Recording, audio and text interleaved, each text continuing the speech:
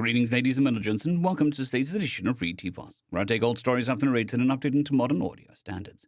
This particular story is called 5 Rules of First Contact, written by Druck Graith. They were cute in their own way. Exposed skin with only light dustings of hair to cover themselves. No shells, scales, feathers, or carapace of any kind. But they didn't look naked. They just weren't built with such accoutrements. Staring down at the little creatures far below, each now pointing and staring up at the ship that had entered their atmosphere in a terrible roar of flaring engines, and with a radiance and brilliance always common when a superheated object roared into oxygen-rich atmospheres. It was easy to forget that they were anything more than trivialities, pets almost, but they supposedly weren't. The data was sparse, but these strange creatures, whose lack of any obvious external defenses resulted in a wide array of false skins being used to cover themselves, was said to be humanity, one of the 4 species classified as savage by his people's data books. It was a listing he didn't fully understand upon seeing them, but the pilot decided to grab one of the little humans as a sample to collect further data to explain this peculiar listing. He fixed his ship's view screen on a particularly nice patterned one, a sort of wavy mixture of dark and light greens crossing seemingly at random across the creature's false skin, with a thicker layer of false skin covering its feet. Some long-ignored survival instincts went off in the pilot's brain, saying, "It's camouflage, but the human is in the open. Think about what that means this human's purpose might be." Instead of paying attention to that little voice, the pilot pressed the hexagonal button at the lower right of his keypad, which immediately transferred the selected creature into his holding pen at the back of the ship, and decided to leave his ship drifting on its own in the air above this human collection, a sort of miniature city of their people. He strode back to the holding pens to see his prize. The creature he found was not acting as he expected, or more accurately, it was reacting exactly like humans' classification listing of savage would lead him to expect. This only reinforced the pilot's confusion over the seeming paradox that existed between a creature without obvious natural defenses or weapons and such a listing. He waited patiently as the creature yelled at him, held in a small room with a sample of the external atmosphere gathered from outside to ensure the creature's survival. His ship translators wouldn't be able to break down the creature's language very quickly. He'd need to make the creature speak, even if only briefly, for the machine to sort through the wide samples of human communications it had intercepted in space, to identify, then apply the proper filters for translation. He'd been amazed to hear that the species spoke so many languages, but given how long his computer was taking to determine which language was being used, it must certainly be in excess of 100 different dialects and speeches, all found on a single, relatively small planet. When the computer signaled that it was now capable of identifying and translating the captured creature's speech, he pressed another button on the door over the creature's head, and immediately allowed translation of the human speech filtered through, tone and emotional content perhaps garbled, but included the computer's best ability. "You ugly piece of trash, let me the hell out! I swear, you get the hell out of here now, or you're gonna regret it. Ain't you dumbasses seen Independence Day? Good dang slimy fucks. You let go and stop staring. You slimy-skinned." The computer didn't seem to have an accurate translation for the series of expletives that followed, but the pilot understood them well enough nonetheless. When he spoke back to the human, he did so without anger and allowed his computer to translate for him. "I do not understand your meaning, human. I have been sent to assess the accuracy of your species classification rating. A term to classify where your species falls as compared to others that we have found with intelligence and capacity for rational thought." The human's response was to quiet down as the computer relayed this information to him, and then to pick up with his swearing quickly thereafter. The pilot decided that while interesting colored, this particular human might not have the same intelligence that he'd been led to expect based on the translations and information intercepted in the human transmissions by his own people. None of those transmissions were quite so insult-ridden or expletive-filled. Deciding to put this human down and select another for conversation, the pilot headed back to the front of the ship, almost missing the translation that echoed after him as he headed back to the controls and loudly yelled, "I'm a goddamn soldier, you son of a bitch. That's what you can call me. Yes, soldiers. You snot-loving piece of—" and then more expletives. At the front of the ship, he was able to see the view screen again. It showed that the swell of people outside had grown, and to his surprise, there were now other ships of a sort of very small human variety circling in the air around him. There were two shaped almost like sideways droplets, rapidly spinning lines on the top and the smaller sets and spinning lines in the back. He quickly understood them to be used for some sort of rather primitive transportation, and looking closer saw that each of the two little aircraft were pointed at him, basing his ship with what his ship at least was able to identify as some sort of fairly simplistic ballistic weaponry aimed in his direction. He wasn't afraid, but this information was filed away with everything else he saw, and processed in the fairly genius mind, telling him that the species that responded to obviously more advanced life with vitriol and threats was perhaps accurately labeled savage. He used the view screen to zoom in closer on one of the creatures inside the little flying transport, and with another button press, he sent the human in his hold back to where he'd been gathered below, startling the gathered crowd, and immediately replaced him with the other human in the view screen's image, who was interestingly also dressed in the strange sort of camouflage colors. This one, however, seemed to have a false skin with a wealth of more ornamentation, and strange rows of various brightly colored lines covering his left chest piece. Again, the pilot walked down to the holding cell, leaving the transports outside and wealth of crowded people below to do as they pleased. He was confident his ship would not be harmed by anything that they were capable of, and left it stationed in the air exactly as it was. The pilot was pleased to see that this human was less emotionally reactive, neither yelling nor flailing about threateningly as the last had been. He was also silent, though he must have spoken some form of language, as the ship's computer showed it was ready to translate, meaning either that human spoke the same language as the last, or had spoken enough for the computer to identify its dialect.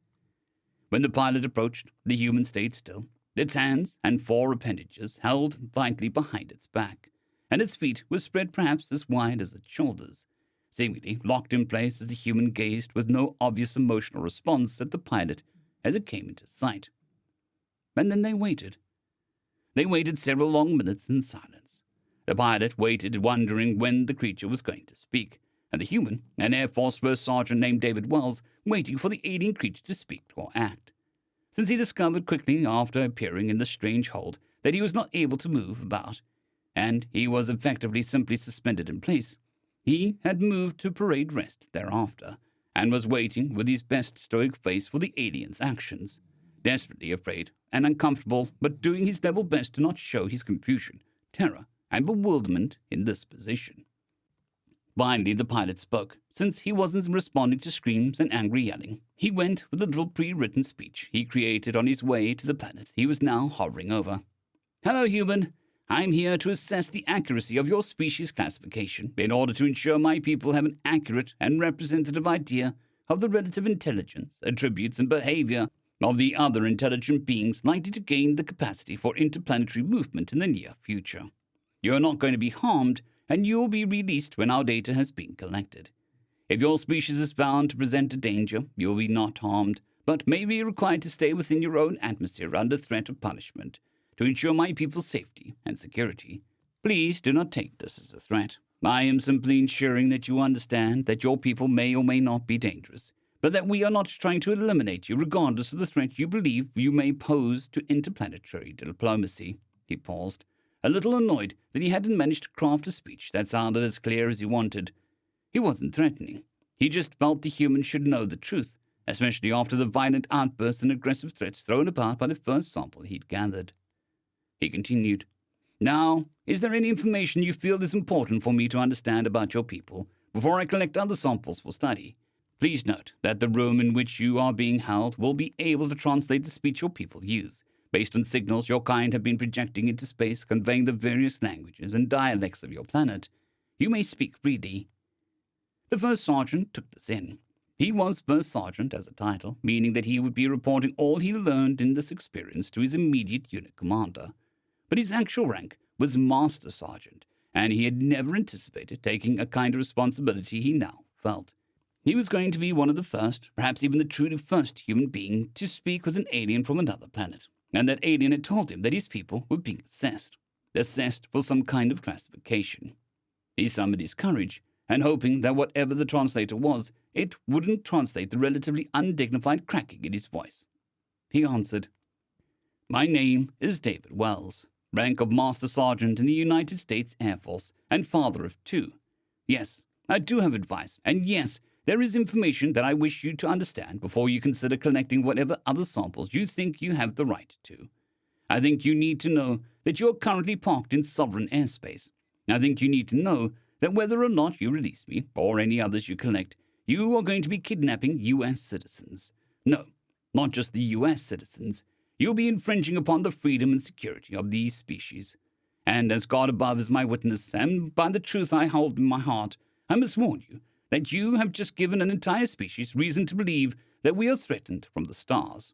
And there will never, no matter how advanced you are, or intelligent you may be, or powerful your weaponry, there will never be a species more perfectly designed to study and eliminate threats to its existence, that of the human people.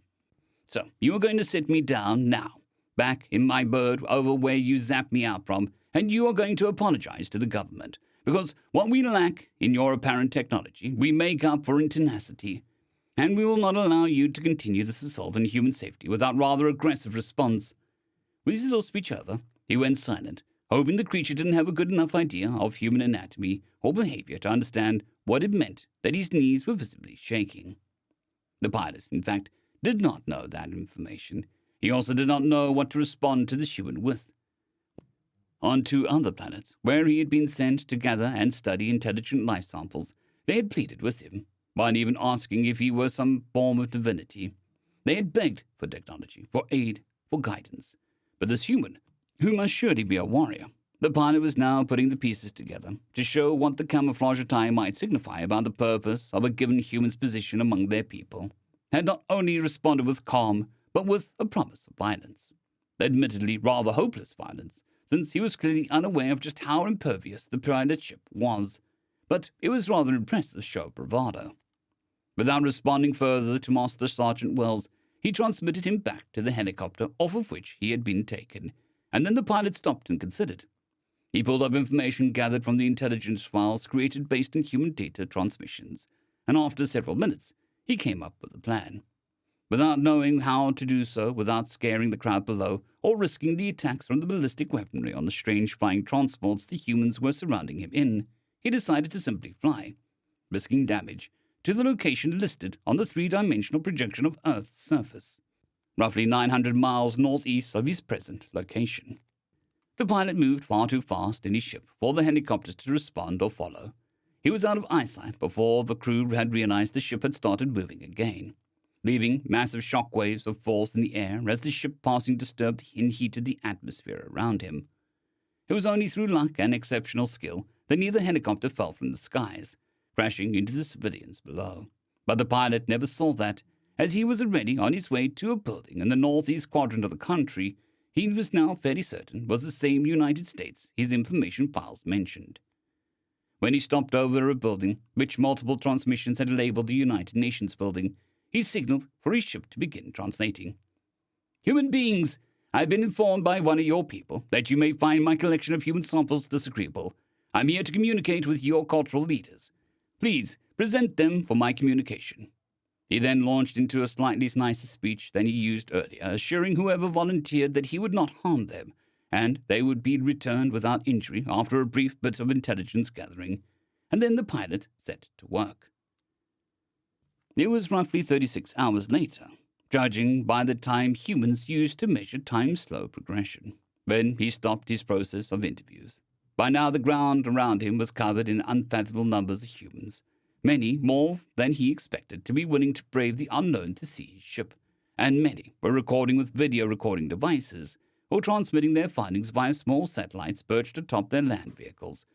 After each volunteer had been brought aboard, prioritizing those he would soon be able to learn were diplomats or country representatives from the United Nations facility, he had added a few notes to his data files on humanity, and then started with someone new.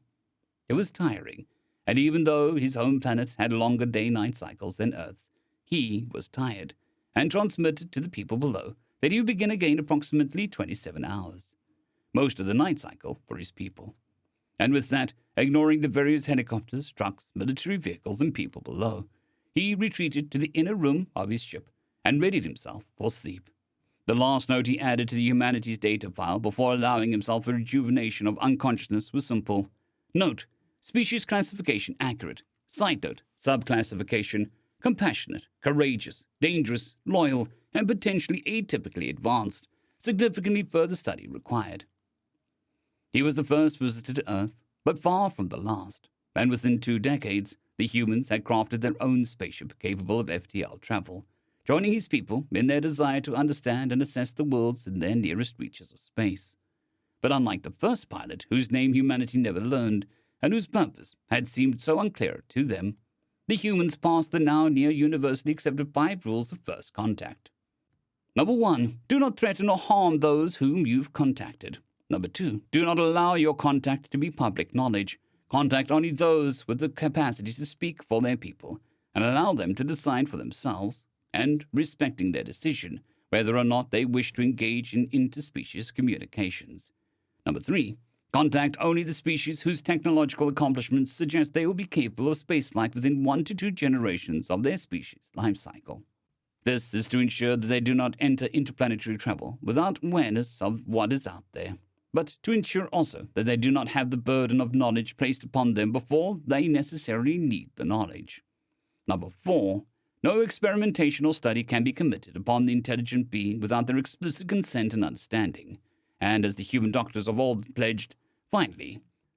Number 5, do no harm. End of story.